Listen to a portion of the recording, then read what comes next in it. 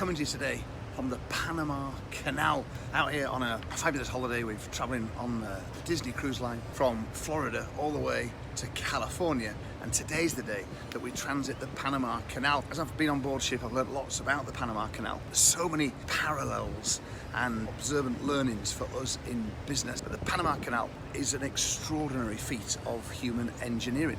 I hadn't realised it's about 60 miles in length from the Atlantic Ocean on one side to the Pacific Ocean on the other. And in between the two oceans, of course, was a massive mountain range. For several hundred years, going right back to the 1600s, the Spanish who owned Panama at that time were trying to come up with ways in which they could connect the two oceans across this little isthmus where North America meets kind of South America. How could it be done?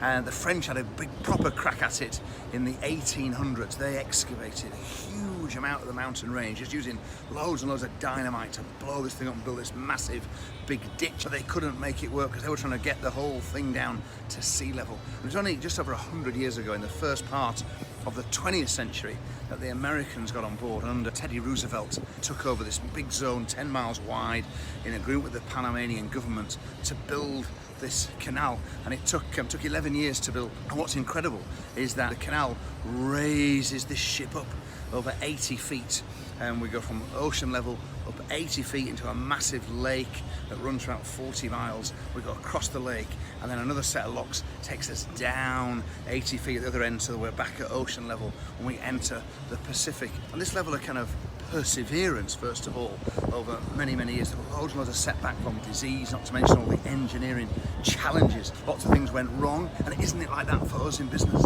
I was reminiscing over dinner last night. I call them disasters, but some of the misfortunes that I've had during my time over the last 15 years in business, because not everything I have done has worked out well, in the same way that when I was trying to build this canal, not everything worked first time. Same it is for you as well, but because they had a big enough goal here to somehow manage to bridge these two oceans, to connect them together. So in summary, this opening message today from the Panama Canal is all about perseverance, because some of you watching this right now are not quite where you want to be. The plans, the dreams, the goals that you had haven't quite yet come to fruition, and so it was for successive people and governments and individuals over several hundred years when it came to joining these two oceans.